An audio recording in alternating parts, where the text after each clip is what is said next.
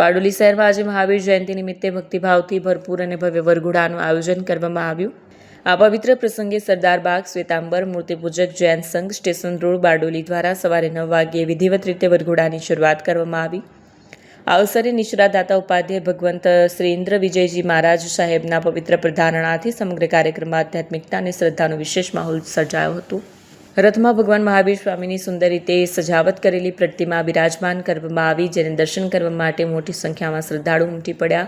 ત્રિશલા નંદનવીર કી જય, બોલો મહારાજ કી જેવા જયઘોષથી સમગ્ર શહેરમાં ધાર્મિક ઉર્જા પ્રસરી હતી।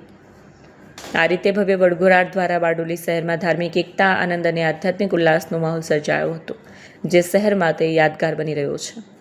રિપોર્ટ કૈલાશ કુમાવત। જય જિનેન્દ્ર।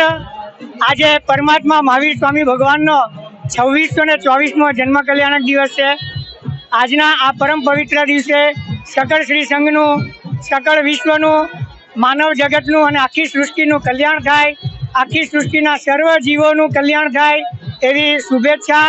અને આજના દિવસે પરમાત્માને એ જ પ્રાર્થના કે આખા વિશ્વની અંદર આજે જે ઘોર હિંસાઓ ચાલી રહી છે, ચારેકોર જે યુદ્ધના માહોલ છવાયા છે, ઘોરાથી ઘોર હિંસા જે છવાઈ રહી છે, તેના કારણે સમસ્ત માનવ જગત જ નહીં પરંતુ જીવ જંતુ, પશુ પક્ષી, આખી દુનિયા આજે યુદ્ધના ઓછારે બેઠી છે।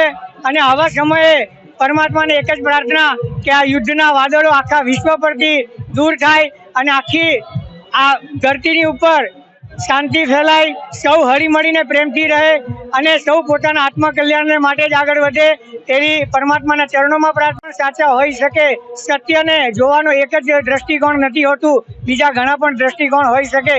આ પરમાત્મા મહાવીર સ્વામી ભગવાનનો એક સ્વાદનો સંદેશો પણ જો આપણે અપનાવી લઈશું તો આ જે હિંસાઓ ચાલી રહી છે, વેર અને દ્વેષના જે કાવા દાવા ચાલી રહ્યા છે, તે બધું જ મટશે। બસ પરમાત્માને આ જ પ્રાર્થના, સકળ વિશ્વનું કલ્યાણ થાય એવી મંગલ કામના।